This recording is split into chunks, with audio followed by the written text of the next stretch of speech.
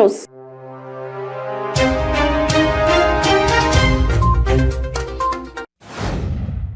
Congress MLA Komatireddy Rajagopal Reddy దమ్ముంటే రాజీనామా చేసి ఉప ఎన్నికకు రావాలని మాజీ టీఆర్ఎస్ ఎమ్మెల్యే కూసుకుంట్ల ప్రభాకర్ రెడ్డి సవాల్ విసిరారు. 3.5 ఏళ్లలో మునుగోడు అభివృద్ధి జరగలేదని ఆయన నోటి వెంటే వచ్చిందని, 6 నెలలకు ఒకసారి నియోజకవర్గంలో అడుగు పెడితే ప్రజా సమస్యలు ఎలా తెలుస్తాయని ఫైర్ అయ్యారు. మంగళగిరి నియోజకవర్గంలో టీడీపీ జాతీయ ప్రధాన కార్యదర్శి నారా లోకేష్ పర్యటన చేపట్టారు. కుంచనపల్లి బైపాస్ వద్ద నూతనంగా నిర్మించిన తాడేపల్లి మండలం టీడీపీ కార్యాలయాన్ని నారా లోకేష్ ప్రారంభించారు. ఈ కార్యక్రమంలో నియోజకవర్గం ముఖ్య నాయకులు, కార్యకర్తలు పాల్గొన్నారు.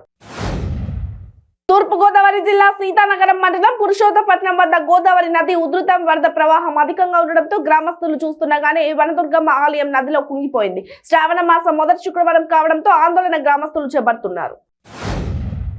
అనకాపల్లి జిల్లా పూడిమడక సముద్ర తీరంలో విషాదం చోటు చేసుకుంది. బీచ్ కెళ్లిన 7 విద్యార్థులు గల్లంతయ్యారు. సముద్ర తీరంకు వెళ్లిన అనకాపల్లి టౌన్ లో ఇంజనీరింగ్ కళాశాలకు చెందిన 15 మంది విద్యార్థులు, వారిలో 7 విద్యార్థులు గల్లంతయ్యారు.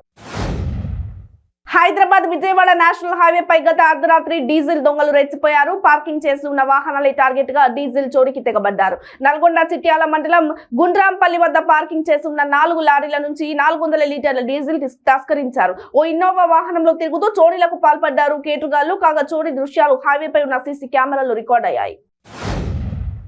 విశాఖపట్నం పూడిమడక సముద్ర తీరంలో మరో 2 మృతదేహాలు లభ్యమైనట్లు అధికారులు తెలిపారు. నేవీ హెలికాప్టర్ సాయంతో మృతదేహాలను ఒడ్డుకు తరలించినట్లు చెప్పారు. మృతులు జగదీష్, గణేష్ గా గుర్తించారు. ఇప్పటి వరకు 3 మృతదేహాలు లభ్యమయ్యాయి. విశాఖ సముద్ర తీరంలో గల్లంతైన విద్యార్థుల కోసం శనివారం ఉదయం నుంచే సహాయక చర్యలు ప్రారంభమయ్యాయి. శ్రీకాళహస్తి ఆలయంలో ఈ రోజు హుండీ లెక్కింపు కార్యక్రమం చేపట్టారు. స్వామివారికి తాజా హుండీ లెక్కింపు ద్వారా 1,11,65,495 రూపాయలు వచ్చినట్లు అధికారులు వెల్లడించారు. హుండీలో 27.600 గ్రాముల బంగారం, 269.45 కేజీల వెండి లభించినట్లు తెలిపారు. ఇక విదేశీ కరెన్సీలో 41 యుఎస్ఏ డాలర్లతో పాటు వివిధ దేశాలకు చెందిన కరెన్సీ నోట్లు కూడా లభించినట్లు తెలిపారు.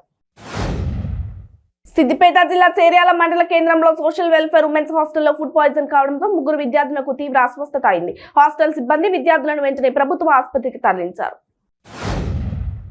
ఇక దేశంలో ఎక్కడా లేని విధంగా తెలంగాణ రాష్ట్రంలో అభివృద్ధి జరుగుతుందని టీఆర్ఎస్ ఎల్వి రాష్ట్ర ఉపాధ్యక్షుడు తుంగ బాలు తెలిపారు. తెలంగాణతో పాటు ఇతర బీజేపీ పాలిత రాష్ట్రాల అభివృద్ధిపై బహిరంగ చర్చకు సిద్ధమా అని సవాల్ విసిరారు. ఉస్మానియా యూనివర్సిటీ ఫ్యాకల్టీ క్లబ్ లో ఏర్పాట్లు చేసిన సమావేశంలో ఆయన మాట్లాడుతూ ఈటెల రాజేందర్ కు కొమ్ము కాస్తున్న విద్యార్థి సంఘాల నాయకులు ముందుగా ఆత్మ విమర్శ చేసుకోవాలని సూచించారు. మెదక్ జిల్లా కోల్సారం మండలం సంగాయపేటలో విషాదం చోటు చేసుకుంది. గ్రామానికి చెందిన ద్యాక గోపాల్ అనే వ్యక్తి గొర్రెలను నీటి కోసం పెద్ద చెరువు వద్దకు తీసుకెళ్లాడు. ఈ క్రమంలో గొర్రెలు చెరువులో మునిగిపోవడంతో వాటిని రక్షించడానికి వెళ్లిన గోపాల్ చెరువులో గల్లంతయ్యాడు. విషయం తెలుసుకుని చెరువులో గాలింపు చేపట్టి గ్రామస్తులు మృతదేహాన్ని బయటికి తీశారు. దీంతో గ్రామంలో విషాద ఛాయలు అలుముకున్నాయి. ఇక బాల్య వివాహాల నిర్మూలనపై మహబూబాబాద్ జిల్లా ఐసీడీఎస్ ఆధ్వర్యంలో పాలకుర్తి నియోజకవర్గం తొర్రూరులో నిర్వహించిన సదస్సుకు రాష్ట్ర పంచాయతీరాజ్ గ్రామీణాభివృద్ధి శాఖ మంత్రి ఎర్రబెల్లి దయాకర్రావు ముఖ్య అతిథిగా హాజరై జ్యోతి ప్రజ్వలన చేసి కార్యక్రమాన్ని ప్రారంభించారు. టీడీపీ అధినేత చంద్రబాబు అధికారంలో ఉన్నప్పుడు పోలవరం ప్రత్యేక హోదా కోసం ఎందుకు రాజీనామా చేయలేదని ప్రభుత్వ సలహాదారు సజ్జల రామకృష్ణారెడ్డి ప్రశ్నించారు. చంద్రబాబు చరిత్రహీనుడు అని ప్రజలు చెత్తబుట్టలో పడేశారని వ్యాఖ్యలు చేశారు. సీఎం ఆచరణాత్మకమైన ప్రణాళికతో పోలవరం R&R పై ప్రకటన చేశారని తెలిపారు. కేంద్రం నుండి నిధులు రావటం లేట్ అయినా 41.5 అడుగుల వరకు R&R తాను ఇస్తానని సీఎం చెప్పారన్నారు. ఏపీ బీజేపీ రాష్ట్ర అధ్యక్షుడు సోము వీర్రాజుకు నిరసన సేగ తగిలింది. గుంటూరు జిల్లా పెనుమాకలోకి మన అమరావతి పాదయాత్ర ప్రవేశించింది. పాదయాత్రలో భాగంగా సోము వీర్రాజును అమరావతి రైతులు నిలదీశారు. బీజేపీ వైసీపీ 2 తోడు దొంగలు అంటూ రైతులు విమర్శించారు. రాజధానిపై కేంద్ర ప్రభుత్వ వైఖరి ఏంటో చెప్పాలని పెనుమాక రైతులు డిమాండ్ చేశారు. ఏపీకి ఒకే రాజధాని అని బీజేపీ గతంలో స్పష్టం చేసిందని సోము వీర్రాజు వివరించే ప్రయత్నం చేశారు. ఇక పాలు రావాలి, పాలన మారాలి అనే యాత్రను కొనసాగిస్తూ ప్రజలను కలిసి వారి సమస్యలను తెలుసుకుంటున్నారని ప్రజాశాంతి పార్టీ అధ్యక్షుడు కె పాల్ అన్నారు. ఏలూరులో పర్యటించిన ఆయన ప్రజలను కలిసి సమస్యలు తెలుసుకున్నారు. ఈ సందర్భంగా పాల్ మాట్లాడుతూ అన్ని పార్టీలు అవినీతి పార్టీలేనని ఆరోపించారు. కాంగ్రెస్ పార్టీ రాష్ట్రాన్ని 2గా విభజించి ఆంధ్రప్రదేశ్ అభివృద్ధిని నాశనం చేసిందన్నారు. భద్రాద్రి కొత్తగూడెం జిల్లా టేకులపల్లి మండలంలోని బర్లెగూడెం ప్రాథమిక పాఠశాలలో సుమారు 25 మంది విద్యార్థులకు దురదలు పెట్టాయి. విద్యార్థులు ఈ దురదలకు తట్టుకోలేక తీవ్ర ఇబ్బందులు పడుతూ గోళ్లతో గోక్కోవడంతో వారి శరీరాలపైన పెద్ద ఎత్తున దద్దులు ఏర్పడ్డాయి. పరిస్థితి విషమంగా మారింది. దీంతో వెంటనే విద్యార్థులను 108 అంబులెన్స్ లో సులానగర్ ప్రాథమిక ఆరోగ్య కేంద్రానికి తరలించారు.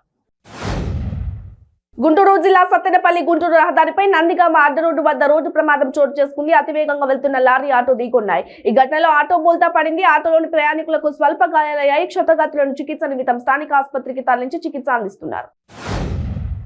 పరిటాలలో తిలక్ అనే ఇంజనీరింగ్ విద్యార్థి ఆత్మహత్య చేసుకున్నాడు. ఊరి చివర పొలాల్లో చెట్టుకు ఉరివేసుకుని ఆత్మహత్యకు పాల్పడ్డాడు. విషయం తెలిసిన వెంటనే పోలీసులు ఘటనా స్థలానికి చేరుకుని దర్యాప్తు చేస్తున్నారు. ఆర్కే కాలేజీలో తిలక్ ఇంజనీరింగ్ ఫైనల్ ఇయర్ చదువుతున్నాడని తెలిసింది.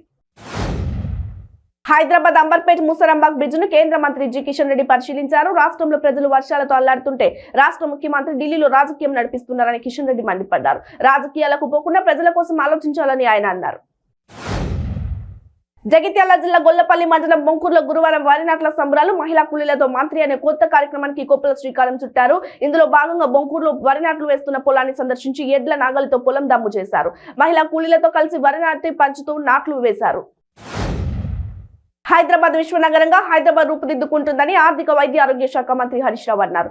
అనేక రంగాలకు హైదరాబాద్ కేంద్రంగా మారిందని, అంతేకాకుండా దేశంలో అత్యంత నివాసయోగ్యమైన నగరంగా హైదరాబాద్ ఉందన్నారు. ఇవాళ టైమ్స్ ఆఫ్ ఇండియా గ్రూప్ ఆధ్వర్యంలో హైదరాబాద్ లోని హైటెక్స్ ఎగ్జిబిషన్ సెంటర్ లో ఏర్పాటైన టైమ్స్ హోమ్ హంట్ ఎక్స్పో కార్యక్రమాన్ని మంత్రి ప్రారంభించారు. క్యాసినో కేసులో ఈడీ రైట్స్ ద్వారా తనను అరెస్టు చేయాలని టీడీపీ నేతలకు మాజీ మంత్రి కొడాలి నాని సవాల్ విసిరారు. క్యాసినో డాన్ చికోటి ప్రవీణ్ పై ఈడీ దాడుల కేసుపై మాజీ మంత్రి కొడాలి నాని మాట్లాడుతూ జోడిగుండుకు మోకాలద్దినట్లు చికోటిపై దాడిని టీడీపీ బ్యాచ్ తనకి ఆపాదించే ప్రయత్నం చేస్తోందని ధ్వజమెత్తారు. నల్లగొండ మున్సిపాలిటీ సమావేశం మున్సిపల్ చైర్మన్ మందడి సైదిరెడ్డి ఆధ్వర్యంలో జిల్లా కలెక్టర్ రాహుల్ శర్మ సమక్షంలో జరిగింది. అధికార తెరాస పార్టీకి సంబంధించిన 16 మంది రెబల్ కౌన్సిలర్లు గైర్హాజరైనప్పటికీ మిగతా తెరాస కౌన్సిలర్లు, కాంగ్రెస్, బీజేపీ కౌన్సిలర్లు హాజరు కావడంతో కోరం పూర్తయింది. కేంద్ర రాష్ట్ర ప్రభుత్వాలు నల్లగొండ మున్సిపాలిటీకి ఇస్తున్న నిధులను మున్సిపల్ కౌన్సిల్ తీర్మానం లేకుండా ఇష్టానుసారంగా నామినేషన్ పద్ధతిలో వర్క్స్ కట్టబెట్టడం ఎంతవరకు సమంజసమని Congress municipal floor leader Buri Srinivas Reddy ప్రశ్నించారు. ఇక కాంగ్రెస్ సీనియర్ నేత మాజీ ఎంపీ పొన్నం ప్రభాకర్ తిరుమల శ్రీవారిని దర్శించుకున్నారు. అనంతరం ఆయన మాట్లాడుతూ సంక్షిప్త దశలో ఉన్న కాంగ్రెస్ కు పునర్జీవనం ప్రసాదించి మరోసారి అధికారంలోకి రావాలని శ్రీవారిని ప్రార్థించానన్నారు. వైకాపా ప్రభుత్వంలో ప్రజలు అధోగతి పాలయ్యారని తెదేపా రాష్ట్ర ప్రధాన కార్యదర్శి మాజీ మంత్రి భూమా అఖిలప్రియ ఆరోపించారు. నంద్యాల జిల్లా తోడేండ్లపల్లె గ్రామంలో గురువారం ఆమె బాదుడే బాదుడు కార్యక్రమాన్ని నిర్వహించి మాట్లాడారు. ఇంటింటికి తిరిగి ప్రజల సమస్యలు తెలుసుకున్నారు. ఈ ప్రభుత్వంలో బాగుపడినవారే లేదన్నారు. మహిళలకు భద్రత కరువైందన్నారు. వైకాపా ప్రభుత్వం వచ్చిన తర్వాత ప్రజల జీవితాలు తారుమారయ్యాయన్నారు. ఇక జూబ్లీహిల్స్ లోని సాహితీ కన్స్ట్రక్షన్ సంస్థ కార్యాలయం వద్ద బాధితులు ఆందోళన చేపట్టారు. సంగారెడ్డి జిల్లా అమీన్పూర్ వద్ద సాహితీ శర్వాణి ఎలైజర్ పేరుతో ప్రాజెక్టులో ఫ్రీ లాంచ్ ఆఫర్ అంటూ వందలాది మందికి టోకరా ఇచ్చారు. నిర్వాహకులు న్యాయం చేయాలని డిమాండ్ చేస్తూ ఆందోళన చేపట్టారు. 100 కోట్ల మేర దండుకొని మోసం చేశారని ఆగ్రహం వ్యక్తం చేస్తున్నారు బాధితులు. జగిత్యాల జిల్లా కోరుట్ల సర్కిల్ పరిధిలో అధిక వడ్డీలతో అక్రమ ఫైనాన్స్ నడుపుతున్న 2 వ్యక్తులను అరెస్టు చేసిన కోరుట్ల పోలీసులు వారి వద్ద నుంచి సుమారు 24 లక్షల రూపాయల నగదు, అప్పు పత్రాలు స్వాధీనం చేసుకున్నారు. నిబంధనలకు విరుద్ధంగా ఎవరైనా అధిక వడ్డీల పేరుతో డబ్బులు వసూలు చేస్తే కఠిన చర్యలు తప్పవని హెచ్చరించారు. జగిత్యాల జిల్లా మెట్టుపల్లి పట్టణంలో life care multi special hospital ను ఎమ్మెల్యే కల్వకుంట్ల విద్యాసాగర్ ప్రారంభించారు. ఈ సందర్భంగా ఆయన మాట్లాడుతూ హాస్పిటల్ యాజమాన్యానికి శుభాకాంక్షలు తెలిపారు. ఈ కార్యక్రమంలో municipal chairperson Ranaveni Sujatha Satyanarayana, vice chairman Chandrashekar Rao, కార్యకర్తలు పాల్గొన్నారు.